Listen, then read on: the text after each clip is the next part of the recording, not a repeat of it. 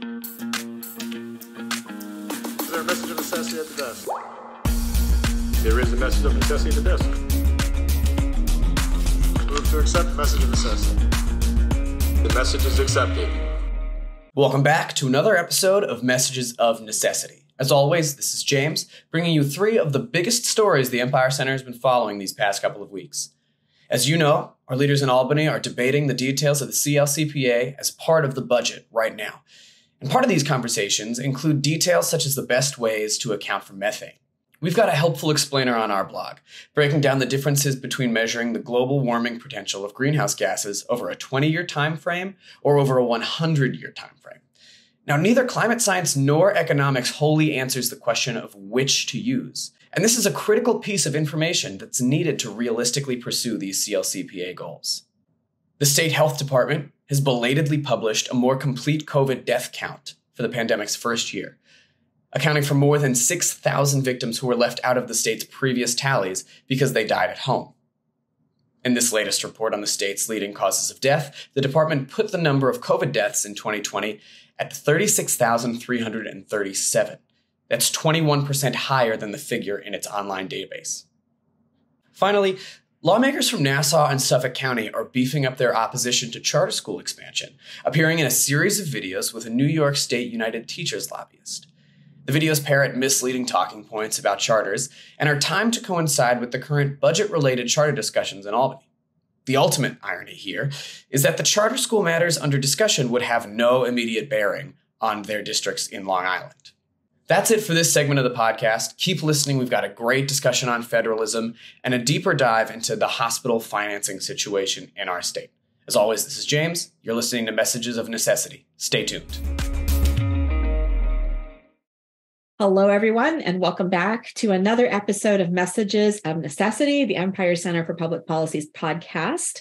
Today, our guest is Dr. Tony Woodlief, and he is Executive Vice President at State Policy Network. We're going to talk a little bit about what that is, and he leads a center called the Center for Practical Federalism, which is a really interesting name for a center over there, and I'm sure we're going to get into that a little bit. And there's more. He is also the author of this great book, I, Citizen, which I recommend people read, and we'll talk a little bit about some of the ideas. The subtitle here is A Blueprint for Reclaiming American Self-Governance. So, hello, Tony, and welcome. Thanks for joining us. Hi, Debbie. Thanks for having me. So, Tony, first, what is State Policy Network? Because I'm not sure people know what that is.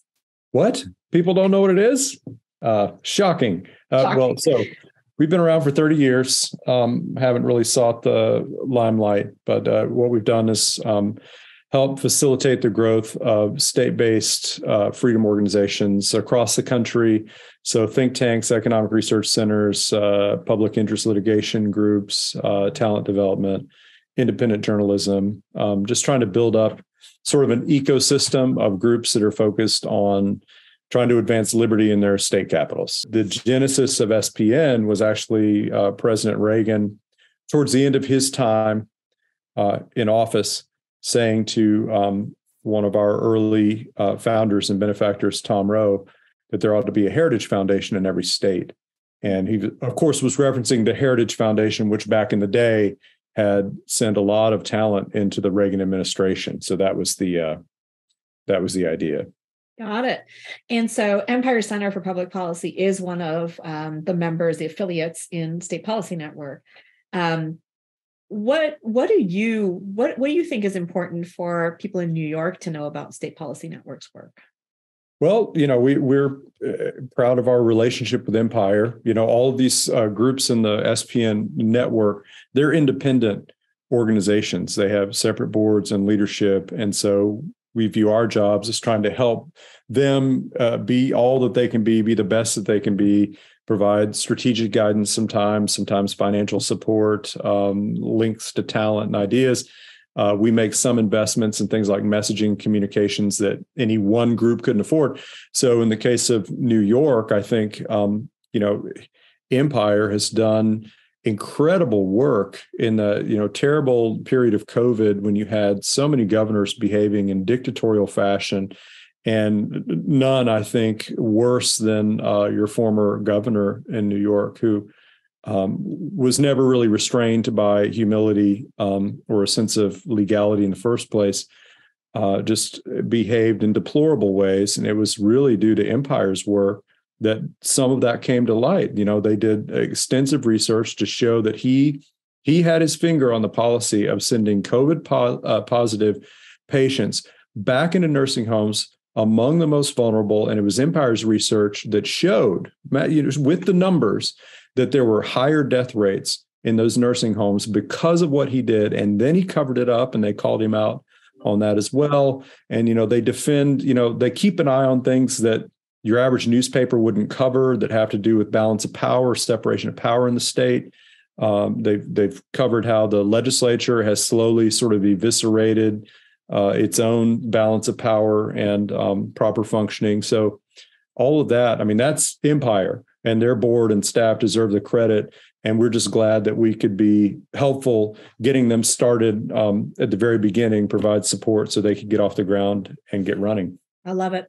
Well, I love it partly because I personally am involved with both of your organizations, a board member at Empire and an executive fellow with SPN. So I feel like I get to witness this in real life. And there's a lot of really important support that SPN provides to our nonprofit here in New York, Empire Center. So let's turn to your book, because I was excited when I got the book to read it. And partly because there's a lot of discussion right now about the polarized state that we're in, about what is our direction as a country. Are we going to basically fall apart, call for, a national divorce? There's all kinds of rhetoric that we are hearing. So what were you hoping to accomplish by writing this book, Tony?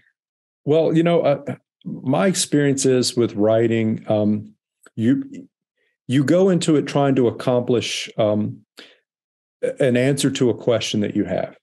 That I don't find much use in books, whether they're literature or public policy or anything else. When someone goes into it didactically to just prove to you, the reader, what they already knew, what they knew all along, that's just uninteresting.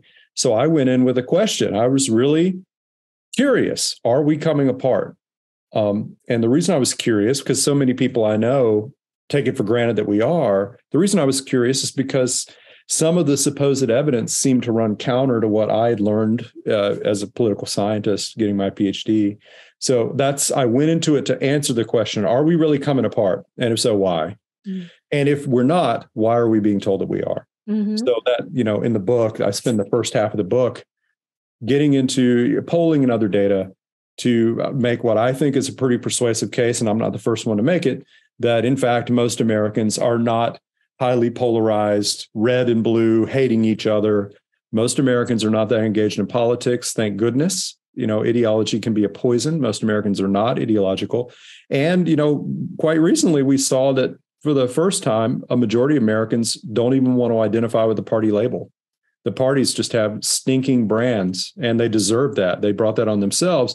So most Americans are not highly agitated partisans. Mm-hmm. So we're not on the edge of civil war. So then the question became, well, why are we being told that we are? And so the second half of the book, the argument I make is that narrative of, looming civil war, where each party says that the other party represents tyranny. Well, that's their excuse to concentrate power in DC and administer it undemocratically, right? Because if you're at war, if the aliens are invading, the Huns are advancing, that's when you can justify abandoning all democratic norms and, using the strong hand of the state to defend the nation. So that's what each party does. They say the other party is the enemy of democracy. Therefore, we need to seize power now and crush them for the good of the country. And let's just forget all the principles, that underlie why we are here in the first place and how we came about to be a country. So, Tony, one of the things I really appreciated about your book, and I think it's a point that we don't always stop to think about. We see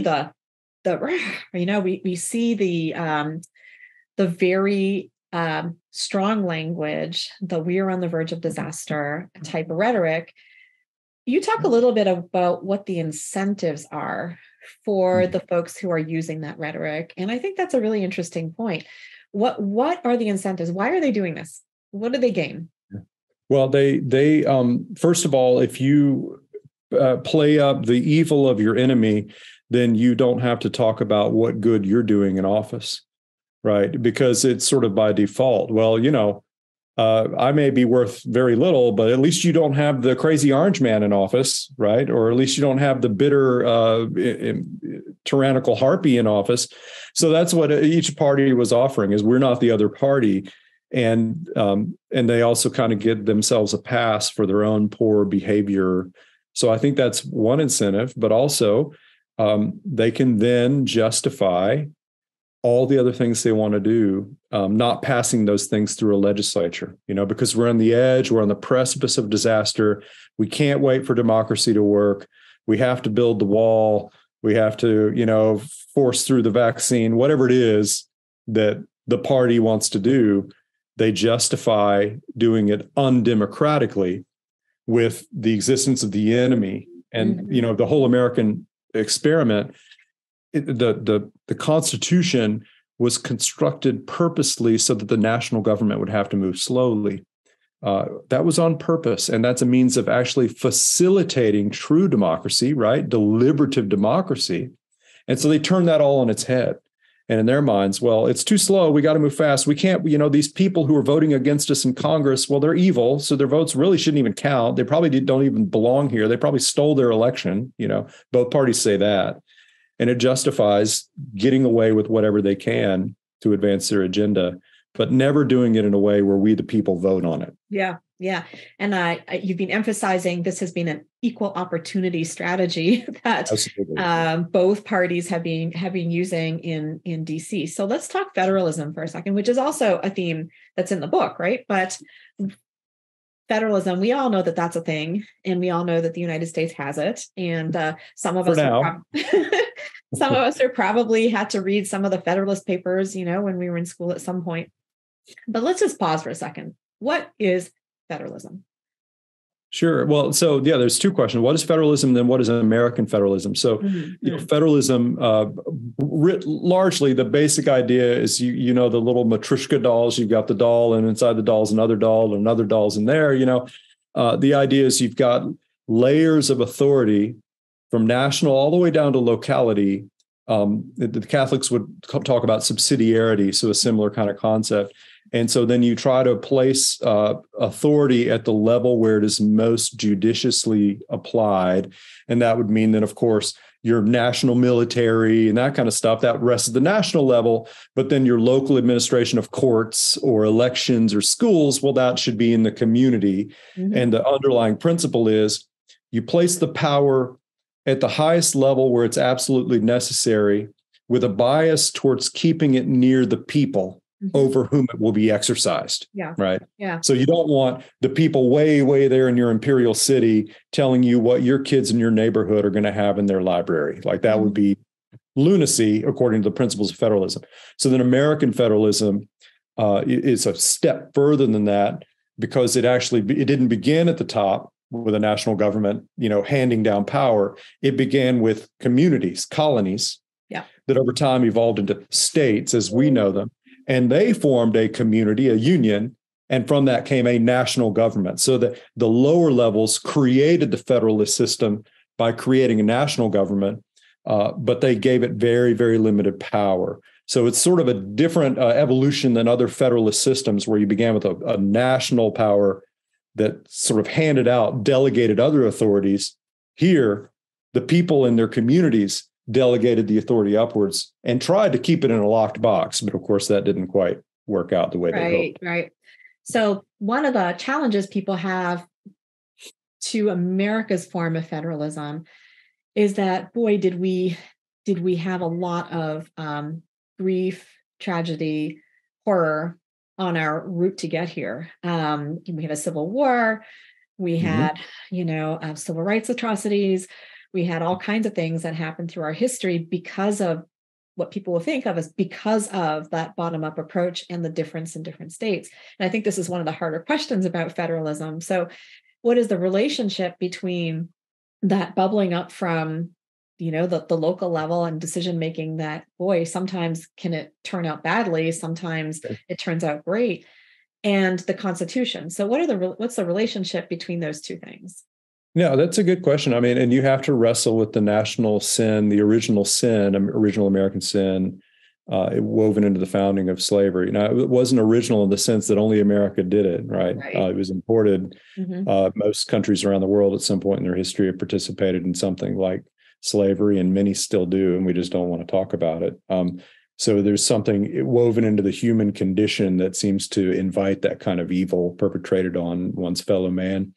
And so then the way I would, recommend we think about slavery in the American context and federalism is, did the system aid and abet it, or did the system aid in its undoing? And I would argue that it aided ultimately in its undoing, because you didn't have the possibility of a single national government forcing all states to adopt slavery. Now, that meant also, of course, that you also didn't easily have a way to force all the states to adopt freedom as they should, and that led to a civil war. But the argument for a federalist system is you have more opportunities for people and communities to discover and practice the right thing, and for that to spread. Given the nature of human beings, that seems like a more prudent approach to governance than hoping, that you're going to get the right collection of guys at the top administering it for all of us. So it's a two-edged sword. In a federalist system, that means some communities are going to do a terrible job, right? But you also have the opportunity to discover a better path, and for that to be spread. And ultimately, I think it turns on whether you have faith in your fellow man or not. There's many reasons not to, but there's no alternative. If you create a single national power, you're still putting your faith in a handful of humans. Yeah. So I think one way to view federalism is it's kind of an insurance policy. You've got more opportunities for people to do good. And it's now the case that our states have constitutions. I think sometimes people forget that our states also have constitutions. But the state constitution can only give you more freedom, not less freedom than under the American Constitution. So there's that other sort of floor of protection. I think federalism is not something that pops up in people's lists of when we talk about the separation of powers. We think of the three branches of government, but is federalism also an example of a balance of power? Yeah, absolutely. Because you've got, at one practical level, right, the balance is simply if New York becomes intolerable, I can move to Florida, right, which we've seen many people do. So there's a balancing effect that way.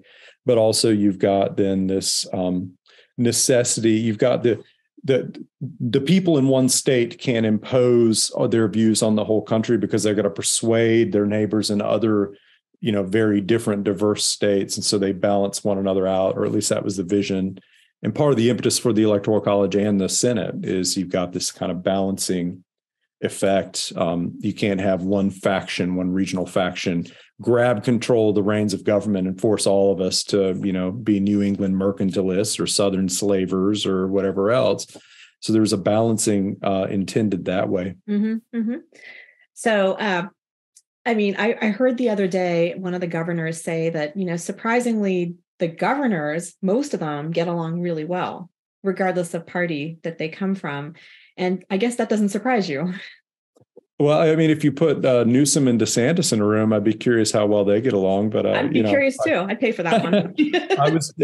I think, there is something. They are all in a club, and the political elites in general are in a club, and that's a mixed bag. There was a time when members of Congress, because they stayed in D.C. longer during session, they had more opportunity to get to know each other as humans. And you could argue that in some ways the government was better off. We were better off. The counter argument is you could say they all got kind of swallowed up in that elitist game and we all suffered. And that would be the complaint of the conservatives in the 1950s, that Eisenhower and all the rest of them were really sellout establishmentarians. But I wouldn't be surprised if governors get along in their way, and political elites in general. And then much of their animosity is really for show for us, because they need team red and blue to stay mad at each other. Yeah. So wrapping up, I'm curious what your message of necessity is for people in New York. When I think about, this is your book is a blueprint for reclaiming American self-governance.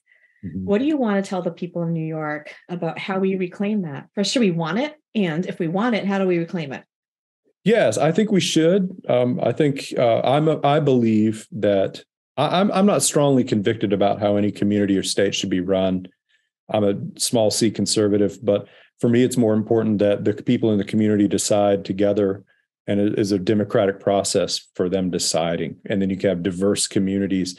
But with that said, I like to remind people that we have plenty of data that shows that, even though New York is a blue state, say, and Georgia's a red state, when you go district by district, you're hard pressed. If you give me the reddest red district in Georgia and then the bluest blue district in New York, and then you let me run a survey of 100 questions on policy, immigration, crime, and so on, I'm going to show you that on most of those issues, there's not much divergence on the guy in the street and the gal in the street, their opinions between the New Yorkers and the Georgians, whether it's about big pharma or war in Ukraine or whatever else. There's not much divergence. There's other reasons that New York always goes blue and Georgia goes red. So I try to remind people of that the folks down the street, your neighbors, are much more politically diverse than you might think if you don't really know them. So my encouragement for people in any state is get to know your neighbors, and then that will begin to humanize the people that you perceive to be on the other side of the political aisle. And once that happens, you begin to break the spell of the two national parties and their henchmen and their spokesmen and the hacks and the flacks and the pollsters and all these people who try to manipulate us. And that to me is the most important thing. So we have to inoculate ourselves against that toxic ideology. And then we can begin to have the discussion about how do we want to run our state or our town. Yeah. Well, citizen to citizen is what it's going to take. And it's a great reminder that I should go have tea with my neighbor later today. So there you go. She's invited me over. I'm going to go do it. But Tony, It was great to visit with you. And thanks for stopping by and sharing a little bit more for the folks that are listening. It's iCitizen. Yes. Yeah. Is the man. And thanks for sharing your thoughts. Thanks for having me, Debbie. All right.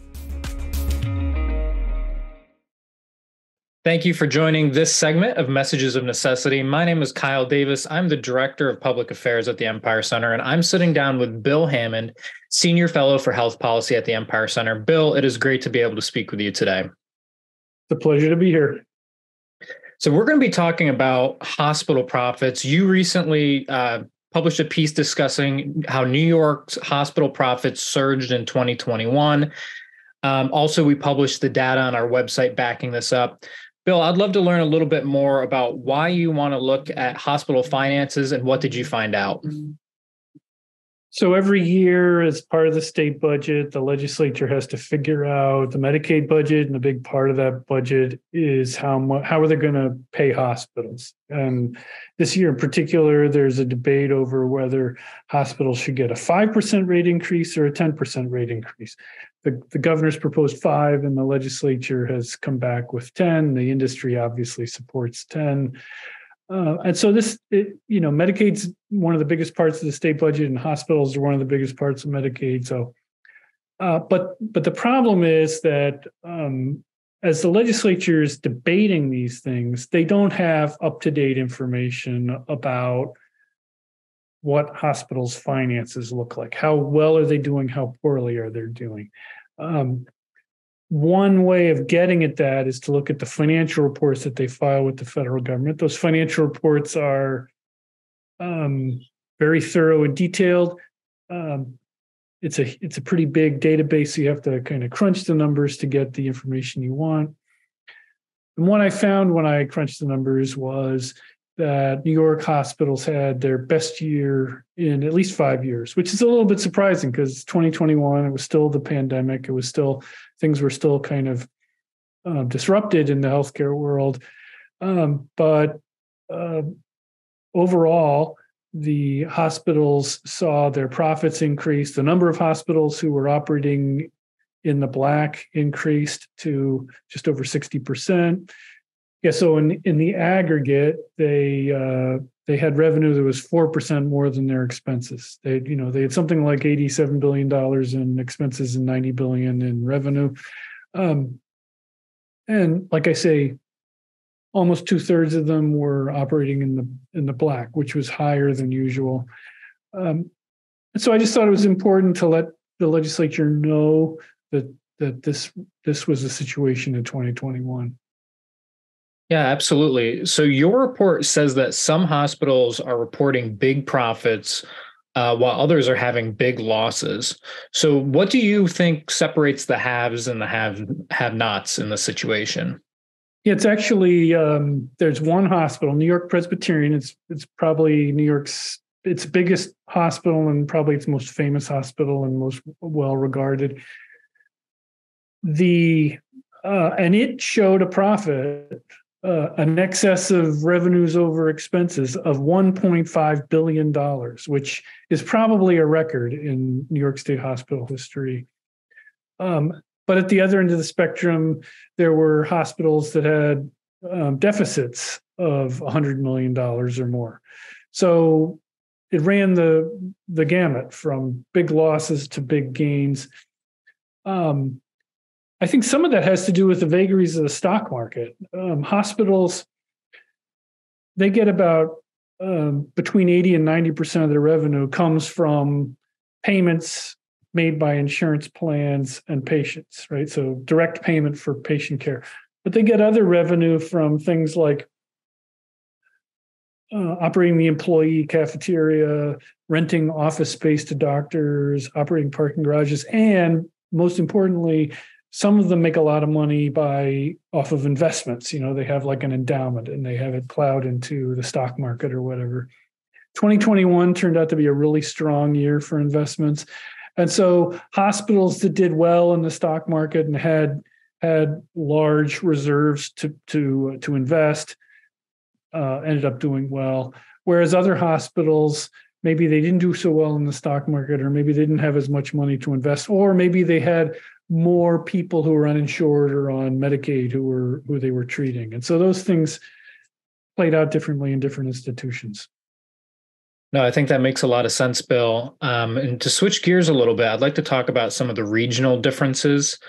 First off, we'll start more locally in New York State. Some of those hospitals that did well compared to those who did not do well. Did you see any of those regional differences in New York? Did, Western New York not do as well as, the Southern Tier, or the Southern Tier compared to New York City? How would you kind of describe that? I mean, the basic picture I described where most hospitals were operating in the black was true pretty much everywhere in the state. The downstate hospitals, referring to the lower Hudson Valley, New York City, and Long Island, in general, they did a little bit better than the upstate hospitals. The one region that saw overall losses was Western New York, where for whatever reason, and this seems to be a pattern actually, for whatever reason, those hospitals are struggling to make ends meet in a way that the rest of the state is not. Now, how does New York's situation compare to the rest of the country?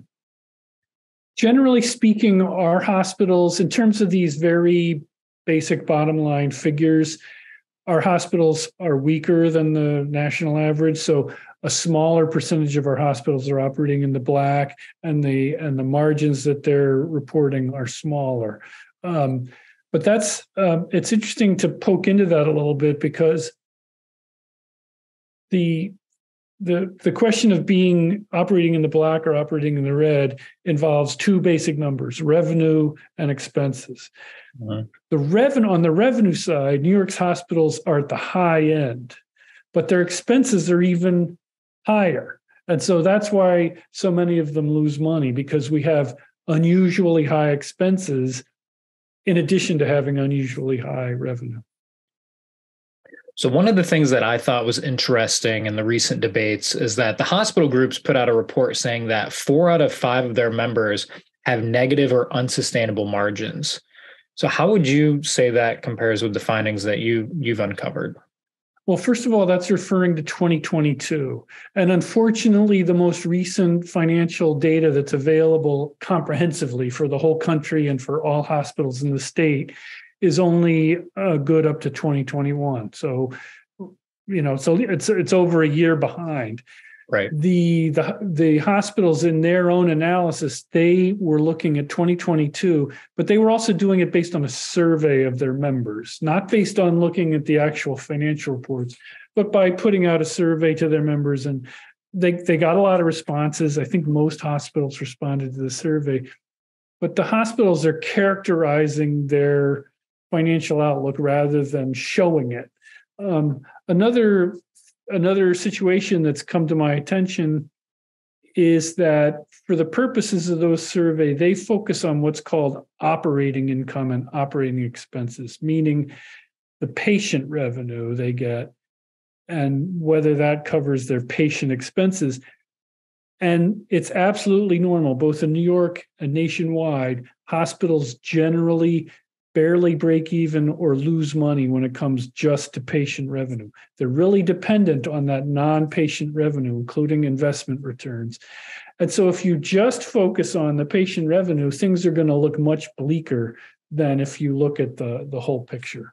And I don't think it makes sense to ignore the whole picture because non-patient revenue can be between 10 and 20% of a hospital's income. And so it's an important factor in their financial success. Now, I think you've already touched on this a little bit in your previous comments, but how does Medicaid really affect these hospital finances? Medicaid is the state federal program. It's a health plan for lower income people and disabled people, but it started out as kind of a safety net for people who are really in urgent situations, but it's become kind of a big catch-all health plan for anybody who doesn't have health insurance and has low income. And so at this point, it's covering more than 7 million people or more than 40% of the state's population. So obviously, a lot of people going to hospitals are on Medicaid. And Medicaid is the worst payer of any health plan. It's worse than Medicare, and it's a lot worse than private insurance. And so to the extent a hospital caters, because of the neighborhood they're in or because there are certain hospitals that see way more Medicaid patients than others. And it might be because of their neighborhood. It might be because of their mission. So New York City operates 11 hospitals. Their mission is to serve people regardless of their ability to pay. And they end up serving more than their share of Medicaid patients. And that can be a strain on hospitals' finances because, like I say, they're the worst payers. Hospitals will tell you they generally lose money on taking care of Medicaid patients. Medicaid ended up being about 16% of their total revenue in 2021. That probably means that it was, maybe 20 or 25% of their patients because like I say, Medicaid doesn't pay its full freight. And the question, the debate that they're having in the legislature is, should we do a 5% increase across the board or a 10% increase across the board? And the problem with the across the board increases is that all hospitals treat some patients on Medicaid, and therefore all hospitals will get more money from the state, including the hospitals that are already operating in the black and turning large profits. So I think the legislature should kind of balance that. Do they really want to? Medicaid is a poor payer. It would be nice if Medicaid paid an adequate rate, but it would also be very expensive. It would be billions of dollars. And does the state really want to spend, in the context of spending more money on Medicaid, does it want to make sure that that money goes just to the hospitals that really need it? Or is it also going to give more of the state's money to hospitals that really don't need it? So it sounds like Medicaid increases are an important component of how hospital finances are going to impact the state budget. Are there any other components of your report that you think are timely in terms of the state budget conversation that's currently taking place? Well, stepping back from hospitals a little bit, I think there's a tendency when we talk about healthcare to sort of associate it with hospitals. We identify hospitals and healthcare as being one and the same thing. But in fact, an increasing amount of healthcare goes on outside of hospitals. It goes on in freestanding clinics, or it goes on in doctors' offices, and also nursing homes are a part of Medicaid. And so if you spend more money on hospitals, that's money you're not spending on other forms of care that also should be getting consideration in this debate. Another thing to think about is that the rates that the state pays to hospitals are not the only way. They in addition to directly compensating a hospital for taking care of a patient, they also provide various grants. They have grants that are supposed to support structural reform in hospitals. They have grants that are targeted to hospitals that are financially distressed. Outside of Medicaid, they also have grants for capital projects. And those things have been increasing dramatically, even as Medicaid has been increasing. So the total funding that hospitals get is actually quite high. The most recent national data that are available show that our per capita spending on hospitals is 40% higher than the national average. And only about 5 or 10 years ago, it was 25% higher than the national average. So the gap between New York's hospital spending and the country's hospital spending has been getting wider pretty rapidly. Well, Bill, I would like to thank you for sitting down and talking with me about hospital finances. I think this gives both decision makers and everyday citizens who are concerned about New York state policy really something to think about and chew on. And I would like to thank everyone for tuning in to this episode of Messages of Necessity. I ask you all to like the podcast and subscribe so we can reach more people. And I look forward to speaking with you next time. For more news and analysis, visit our website and sign up for email updates at empirecenter.org. Follow us on Twitter, Facebook, and LinkedIn at Empire Center.